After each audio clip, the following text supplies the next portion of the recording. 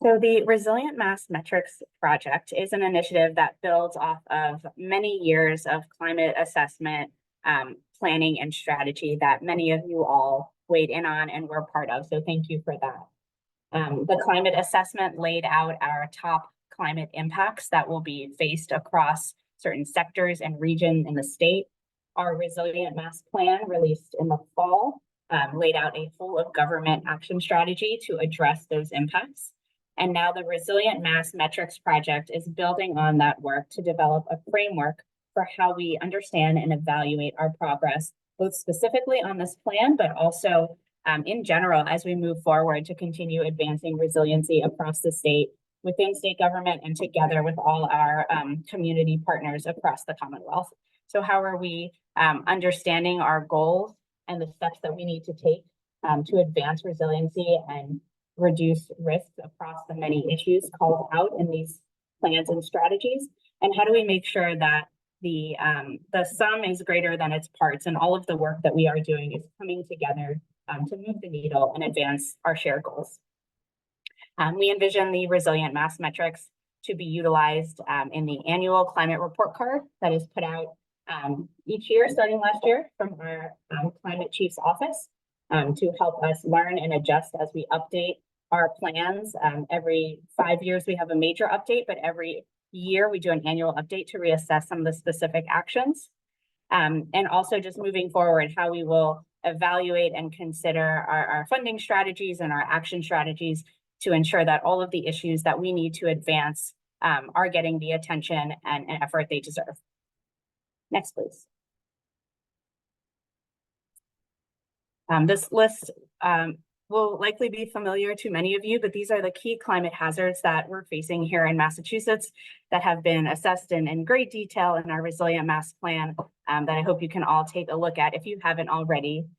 Heat, flooding, drought, storms and extreme weather, and sea level rise. These are impacts that we're already facing today and will continue to face into the future, and that our plans are laying out action strategies around. And now that we are working to ensure that the key urgencies and impacts addressed across the state will be, we will develop specific metrics and accountability for how to reduce risks to these issues and how to do so in an equitable way. Next slide, please. As I mentioned, the climate assessment took these key hazards and assessed them across the state. We were looking at the magnitude of impacts of these issues, where they would be experienced in a disproportionate way, especially within environmental justice communities, and where the adaptation gap or the level of action at the state or local level was insufficient to addressing the issue and the impacts at hand.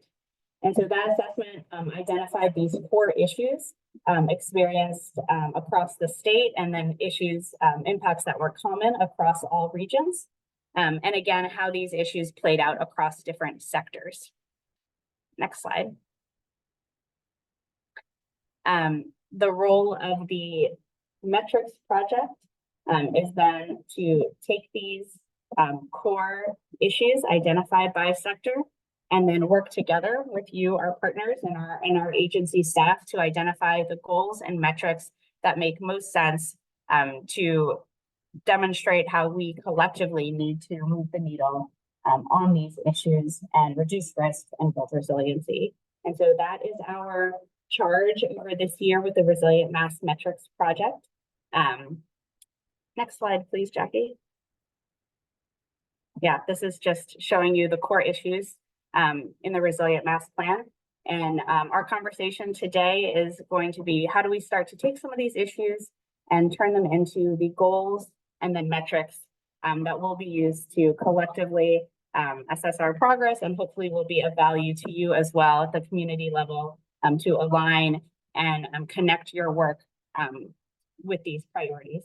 So at this point, I'm going to turn it over to our project manager, Emily Dahl. She's our Deputy Director of Resilience and Finance, and will be leading us through this effort together with the consultant team this year. Thank you, Emily. Thank you, Maya.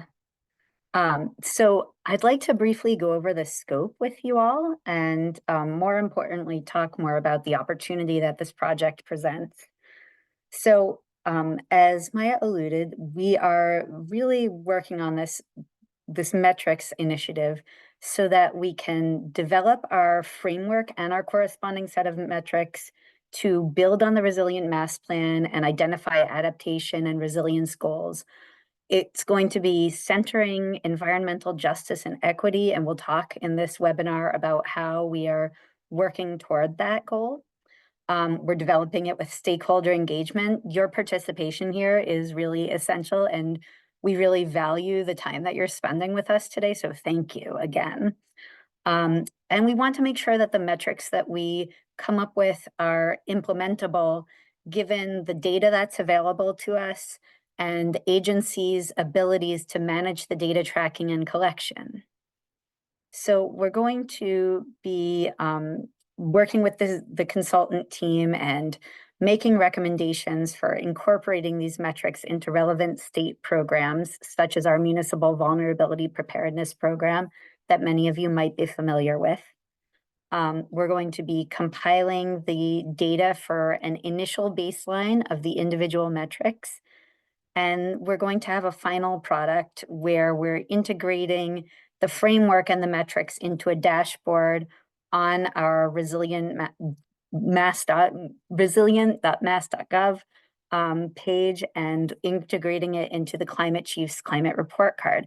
So the timeline that you see shows that we're currently running a few different parts of this initiative in parallel, and the stakeholder engagement is one of these as we are developing the metrics. Next, please. Okay, so the, so as Maya mentioned, we have a strong foundation for this development of this framework. And in addition to the plans that Maya mentioned, we have our Resilient Mass Action Tracker, which is currently how we have a very basic way of showing progress that we're making on the 142 actions that are laid out in the Resilient Mass Plan. And you can go on there through the Resilient Mass website and see which actions that state agencies are leading are in progress. There are a few completed. There are a bunch that have yet to be started. But overall, like, you can just see the progress over time there. We also have, through the Office of Coastal Zone Management in EEA, we have the Resilient Coasts Initiative, and there will be some related metrics that we're going to be aligning with. And then another really crucial component is the environmental justice strategy developed through our EJ office, and they are critical partners in this effort as well. So there's also engagement that we are doing across state agencies. We've held initial focus groups with our partners in various agencies. We're trying to get very wide coverage to make sure that everyone within state government has a chance to weigh in on this, everyone who's working on the resilience-related issues. And we've convened an equity advisory group of community leaders and representatives to help us think about the process that we're using, and is it an equitable process of developing the metrics? And then are the metrics themselves reflecting and centering environmental justice and equity? And we're having public meetings like this one. We're going to be having some smaller interviews and focus groups with community partners as well. Next, please.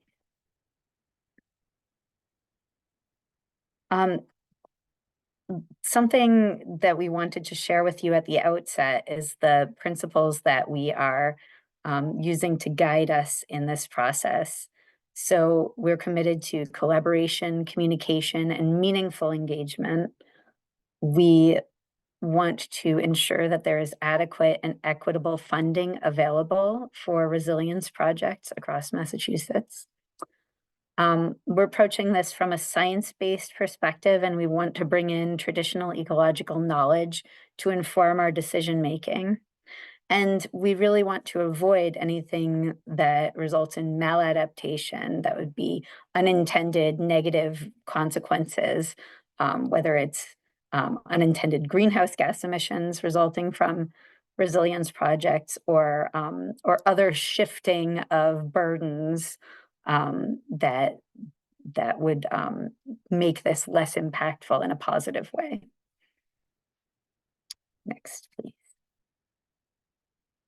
So now I'd like to introduce Jackie Wilworth from Industrial Economics from our consultant team, and she is going to walk you through the next section of our presentation. Jackie. Great. Thank you, Emily, and hi, everyone. As Emily said, my name is Jackie Wilworth. I'm a senior associate at IEC. I think you see on your screen some other faces of the consultant team that are helping us on this project, and you'll get to meet some of them in the breakout groups later on as well. So first, I just wanted to kind of take a step back and think about why measure progress? What are these metrics providing us? And we have a couple of examples here of why we use metrics in this context. So, overall, we're looking for some sort of responsibility for safeguarding what we list here: people, economy, infrastructure, cultural assets, and environment. So one use of metrics is for communication and public engagement. So it can kind of define a common vision among the broad, diverse set of stakeholders that are invested in climate resiliency in Massachusetts.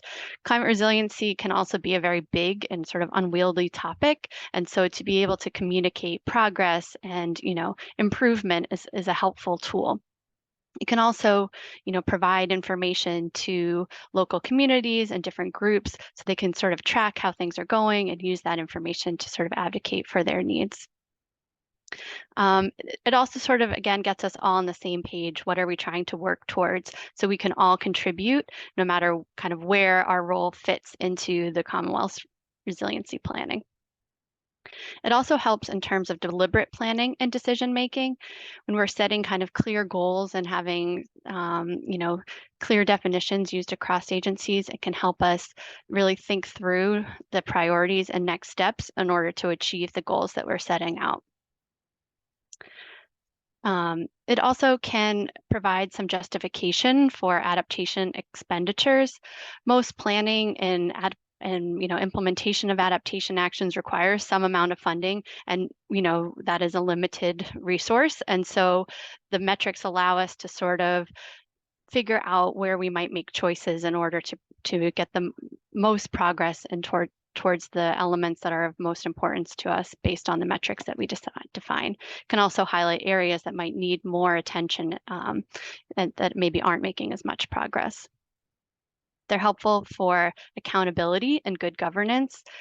We have all of these great programs that are, working towards adaptation and resiliency in the state, and the metrics allow us to show how and if those are working as we expect them to. There may also be, legal requirements or other, federal reporting requirements that also fit into this accountability and good governance purpose of metrics. And then finally, as you sort of started out this presentation, the metrics are part of an ongoing iterative cycle of adaptation planning, and they provide support for learning and adaptive management. We can see, are our actions bringing us closer to our goals? Are we sort of headed in the right direction? And how can we learn from what we're doing and what we're seeing in terms of the metrics, maybe tweak our plans to better meet our goals?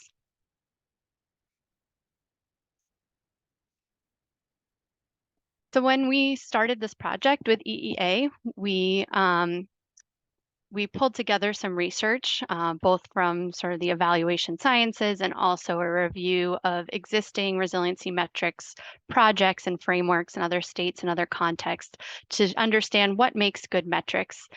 And so we've sort of thought about this in these 6 buckets that are shown here. And I won't go into too much detail, but just highlighting a bit for each of these. In terms of the development process, we really want to develop a framework that is for the users and meets the needs and a clear and defined purpose. So that involves these engagement opportunities like we're having now and the various other engagements that Emily mentioned when she spoke earlier. In terms of implementation, these metrics need to be sustainable and implementable in the short and medium and long term. And so we need to make sure that there are structures in place for this to be something that can actually be tracked and move forward in time and remain relevant and an important part of the process.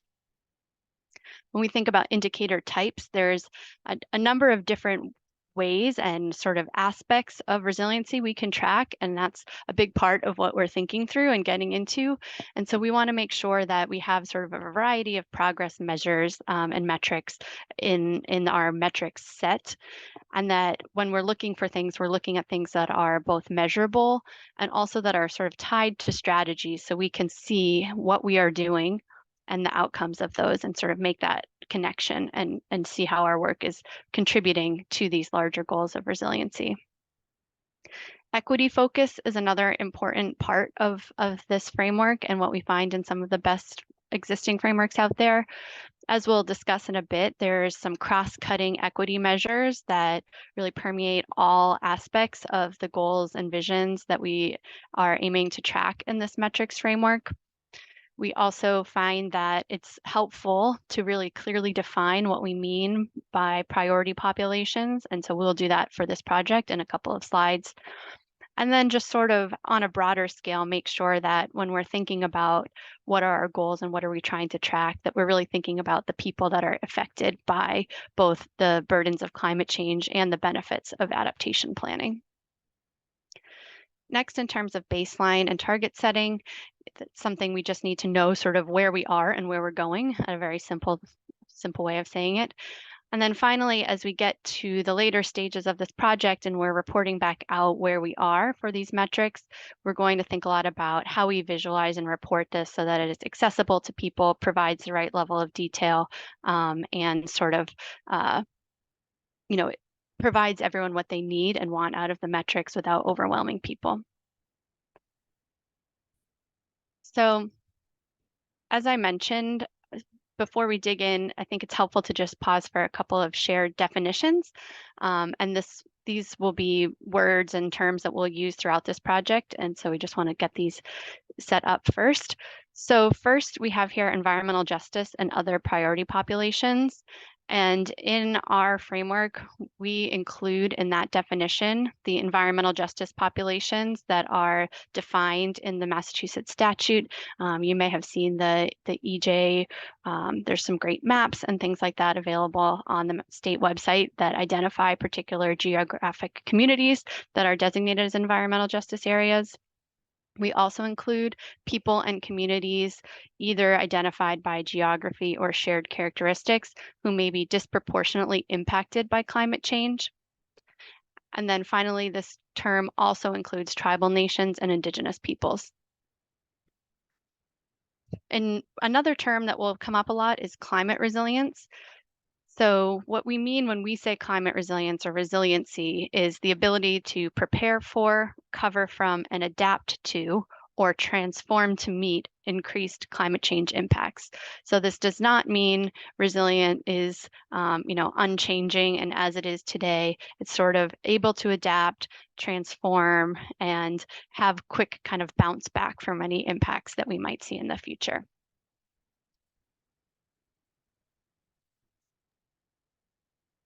I mentioned. I wonder if we might want to just even pause for questions, since I know we've shared a lot of heft with people already, and just want to invite if anybody wants to raise a question. I see Stephen's already doing so. We can take questions verbally, and you should feel free now and at any time to put questions in the Q&A. But I'll go to Stephen, and then CJ, you're up next. And Stephen, you should be able to unmute. Go ahead. Yes, thank you. My name is Steve Buckley, and I'm an environmental engineer located down on Cape Cod, so certainly coastal resilience is an issue down here. But I was wondering about the definition for climate resilience and where that came from, or if it's just Massachusetts homegrown definition or national. Because I mean, I look at that and it says resilience is not only the ability to recover from, but it's also the ability to prepare. So that to me is preparing for something as resilience. Seems a little more than what I understand or the average person thinks of resilience. Not, getting ready for something is not, to me, resilience. So go ahead. Thank you. Thanks for the question, Steve. Emily, did you want to take that? I saw you come on. I'm happy to, or Maya can, but I can start and Maya, please chime in. So yes, this is how we in Massachusetts are defining it, but it draws from other definitions as well. And the idea of preparing for making the community resilient. There's a great graph that we don't have it in this presentation, I don't think, but it shows how if you increase your baseline standard of how well a community can withstand something like a severe weather event, and then the event happens, then there's a gulf in that community's well-being as they recover from the disaster, but they come back up if they've done, like say that they've installed a bunch of green infrastructure, like rainwater gardens, and that they come back better than if they had not done anything to preemptively prepare. And I know we have Susie on, who's an expert in this as well, Susie Moser. So Susie, would you like to continue to elaborate on this? Yeah, thank you both for a really good question. There is a lot of really interesting development on that term over the years. So there's a very long history to the meaning of that term, and in different disciplines, people think of it differently. But the most recent sort of consensus in the scientific community is that it actually encompasses all of those words that you see listed here. So Massachusetts is actually in sync with the scientific understanding. And what you're saying, Steve, about that it's not entirely consistent with your own understanding, it's probably not consistent with most people's understanding. And there's really an important aspect here in working toward resilience together is to get people on the same page and discuss exactly what we're doing right now. How do you understand it and come to that shared understanding? That in and of itself, to me, would be a sign of success. I'll just note we got one related question in the chat about whether our definition of resilience incorporates social resilience going beyond just sort of traditional physical asset infrastructure resilience and looking at community resilience. And I would say absolutely yes. And I hope that comes out as we continue in the presentation. But thanks, Isabella, for the question. I think that's a really critical part of this definition. We have a question from Katie. And Kate, thanks for the question, Steve. And Katie, going to you now, you should be able to unmute.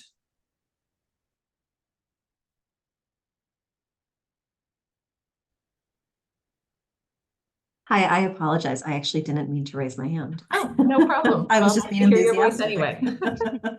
Thanks. Okay, I see a couple other questions in the Q&A, and we'll work on addressing those in writing. Well, CJ actually took their hand down, but I see the question that in the Q&A, the term mitigation seems to be missing, perhaps as mitigation for past impacts. So Susie or others, I don't know if you want to speak to how mitigation connects to resilience. Yeah, so it's complicated. So what we used to call hazard mitigation is, a lot of what goes into preparing for and recovering from disaster. And it is often now confused with people who speak about mitigation of greenhouse gases.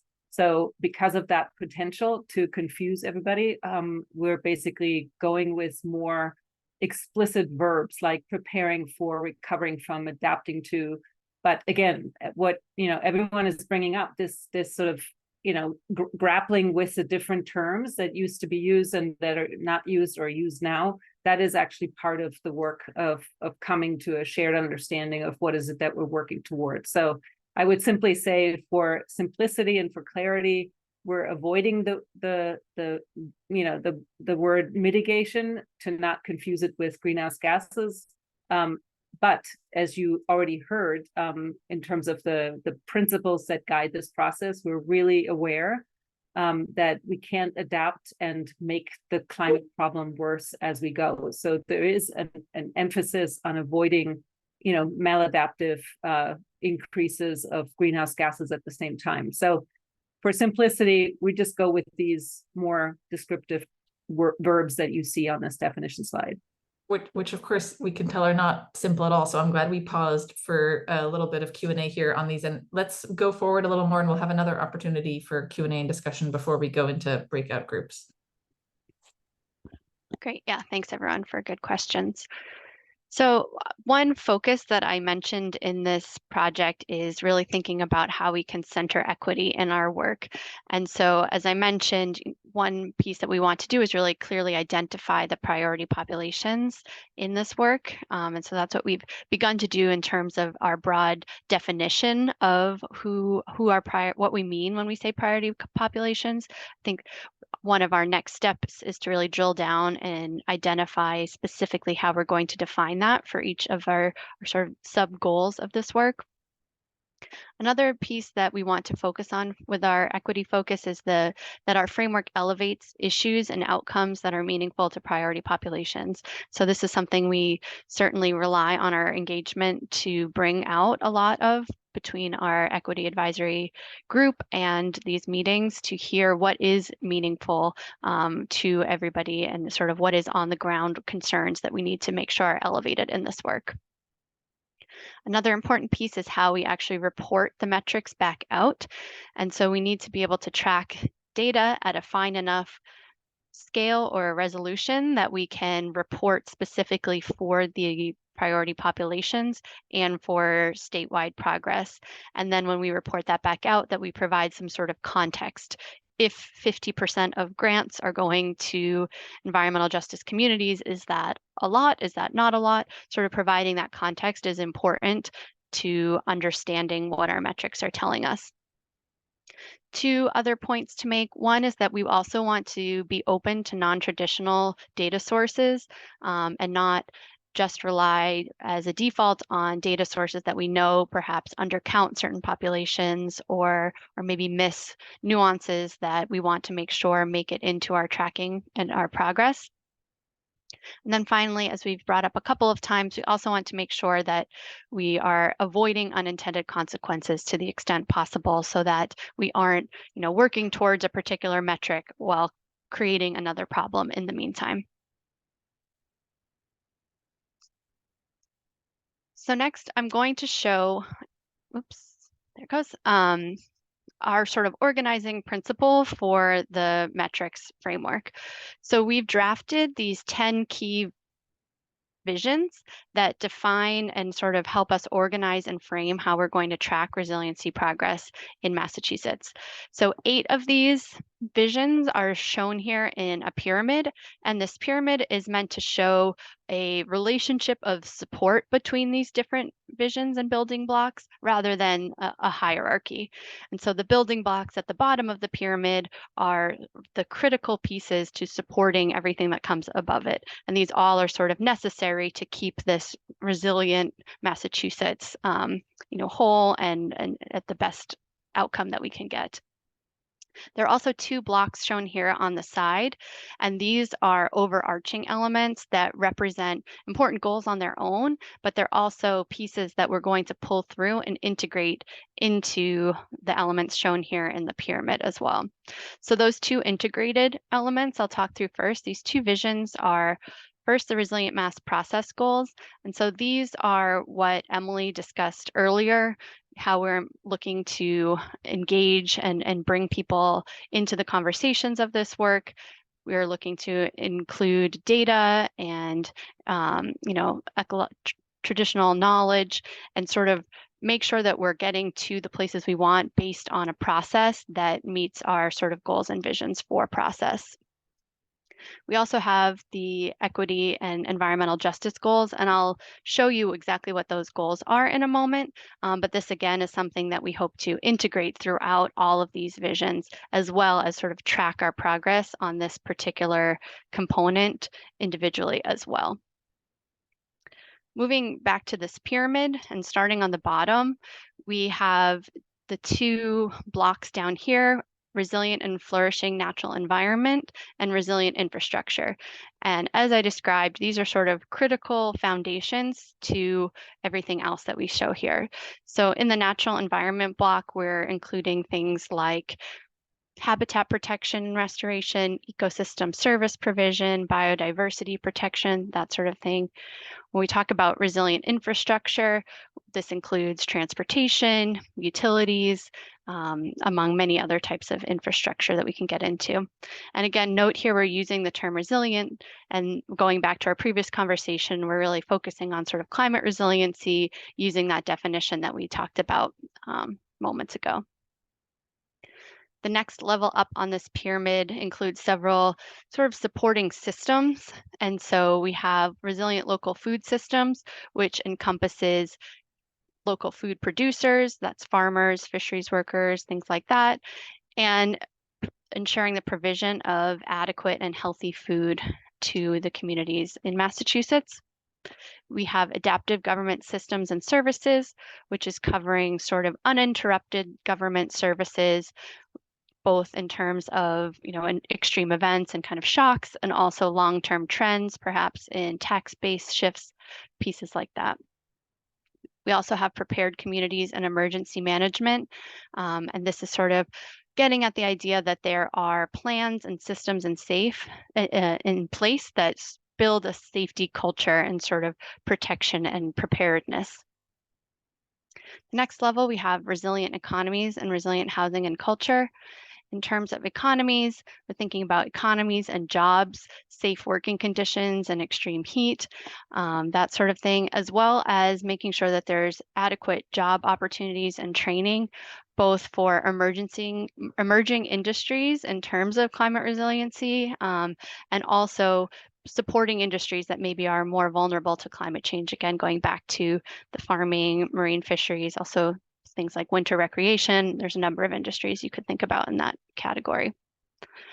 When we talk about resilient housing and culture, we're thinking about housing that is safe from flooding and other extreme events, also affordable. And when we mention culture here, we're thinking about cultural assets, historical resources, recreational resources, sort of having the open space and resources that you need in order to kind of thrive and have a happy and safe home base. And then finally, on the top here, we have healthy and resilient people. All of these pieces are sort of there in part to support this goal.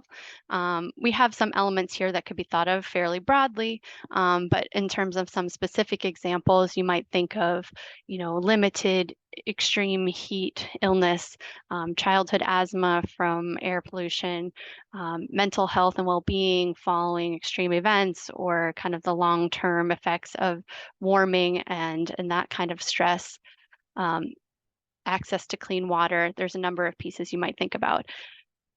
I will say overall for these, we are in the process of refining the language and sort of setup of this. And so we have some ideas we're kind of noodling with internally right now, but as you have a chance to work with these a little bit more in the breakout groups, we'd welcome any comments you have or ideas you have on how best to define and clarify these groups.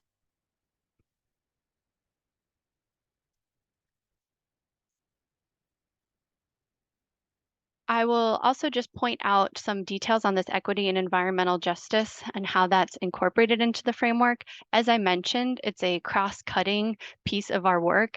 And so we want to make sure that we're sort of thinking about equity and environmental justice within every single one of those key visions that I mentioned. And so when you get to the breakout groups, you'll have a chance to talk about equity and environmental justice regardless of the category that you're put in. I mentioned it's also its own key vision with specific goals, and those are listed here. Just to quickly summarize those, we have one about identifying the environmental justice populations, tribal nations, and other people or communities. We are looking to use resilience actions to redress past harms and inequities, looking to equitably distribute resources and benefits of adaptation and minimize the disproportionate burdens of policies and programs. And then finally, we look to facilitate meaningful participation and influence of environmental justice and other priority populations in this process, as well as in the broader resiliency planning process. So before we move to the breakout rooms, just another sort of piece to think about: how are we going to move from these key visions into a metric system? So what we're going to be asking both you and other stakeholders and our internal team, what we're trying to kind of pull together in this process is, first, how will we know if we're making progress towards each key vision here? So what are the most important signs of success? What does it look like? How could we measure that? And that'll be something that we'll discuss in the breakout groups.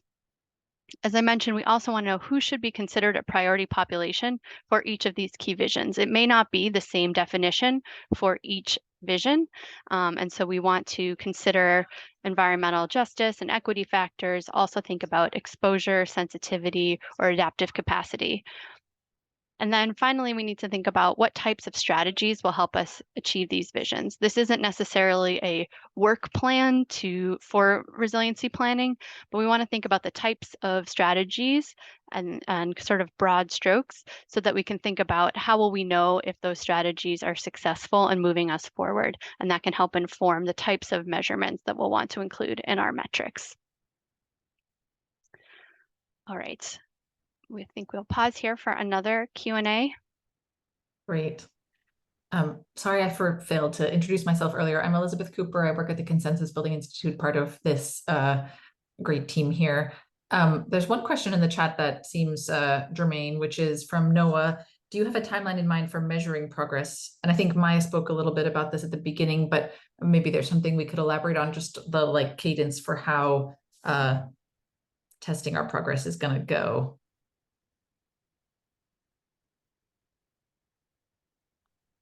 Sure. So we envision that these metrics will be updated annually. And then every 5 years when we update the full resilient mass plan, they'll go through a more sort of thorough update and even adaptation. If any of the underlying impacts shifted for the state within those 5 years, then maybe some of the metrics would shift as a result. But at a baseline and annual update. Hope that helps, Noah. Starting with this year. So we envision that when the metrics come out at the later part of the year with the climate report card, that we will have our first sort of benchmark of that information. We have time for a couple other questions. There'll also be more opportunity to just sort of, think through all of this in breakout groups, but any other questions on what we've shared so far?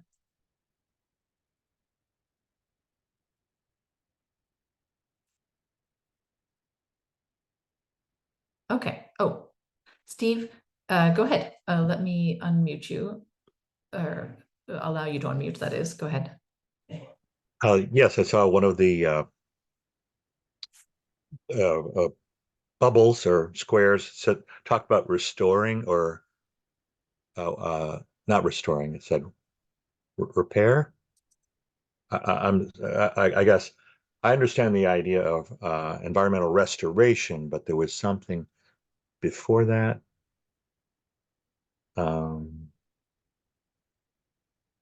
The slide before that had something about redress, which is different. Down lower left-hand side, it says use resilient actions to redress past harms and inequities, as opposed to, well, I'm used to environmental restoration, but environmentally redressing sounds like it's something different. And so could someone explain what, if any difference, if you see the difference too? Steve, I'm not sure I totally understand the question. Because I think the idea is the resilience work is not only ecological restoration, or tell me if I'm misunderstanding you. But I would offer, I think the idea is that a holistic view of what sort of working towards environmental justice means is understanding that the way that our, development of our environment infrastructure has happened historically has sort of placed burdens inequitably, sort of disproportionately on different communities, and so that we want to use resilience action going forward to try to address the fact that the playing field is not level in some ways. And I invite others to elaborate but I hope that that's helpful. I'm happy to add a word. Addressing, you can address something without changing the systemic nature of environmental injustice. And redressing, in the way I understand it, is actually trying to undo the systemic nature. So you're trying to repair it at a deeper level, not just patch over, not just make up for. Do you know what I mean? So it's really trying to change the systemic causes of inequitable vulnerabilities and systemic injustice. I would say just my thought on that is that, yeah, I can understand the systemic, changing the system so it stops being unequal. But to redress would imply to me to go back and also make up for past sins. Saying, well, okay, this is happened for 100 years, so now we're going to go beyond changing the system and making it equitable. We're going to, it starts to sound like reparations. Steve, thanks for bringing this up, and your attunedness to the terminology is appreciated, and we'll try to look at that and keep it in mind, and you're welcome to raise more feedback about it. For time, I'm going to move us forward just so we have enough time in the breakout groups, and I noticed there's a couple of questions also open in the Q&A, and so we'll try our best to address those in writing or when we return if we have time. Let me just set up what we're going to be doing in the breakout groups. Jackie, would you advance one, please? Thank you. Okay. So those visions that Jackie shared, there's a lot of different pieces there. We've grouped them into 5 kind of topic categories just for the purpose of discussion. And everybody in the breakout groups is going to be talking about 2 different topics. If you expressed a preference about the topic you wanted to talk about, we did our best to give everybody at least one, make sure that at least one of those 2 conversations they'll be in is one of those topics you expressed interest in, but there's going to be a mix, and we really need and appreciate your feedback across this spectrum of topics. In breakouts, the members of the consultant team who are on the screen right now are going to be facilitating the breakouts, and we're going to use a combination of verbal. Once you're in the breakouts, it'll be like a regular Zoom meeting, so you can just talk. So some verbal feedback, and then also Mentimeter, a tool where we can make sure we're cataloging your feedback in writing. And so it'll be really helpful if you can use that. And we're going to be talking through some of those questions that Jackie raised earlier around how do we understand what success will look like for these visions, and then a little bit more around helping us refine our goal statements. So these are the 3 prompts we'll be going through. Again, what are the most important signs of success in achieving a resilient future under the topics you'll be focusing on? We'll share some draft goals that give a little bit more definition there, and we want to know if you think those goals capture what is most important. And then for the 4 topics that aren't the equity and environmental justice specific topic, we want your help to help us think about what we need to consider to ensure this element is advanced equitably. So with that, we'll send you all into breakouts, and if you have more questions, ask your facilitator out there. We'll come back here at 3:55 just for a very brief wrap up and discussion of next steps, and send you on your way by 4 p.m. Thank you all.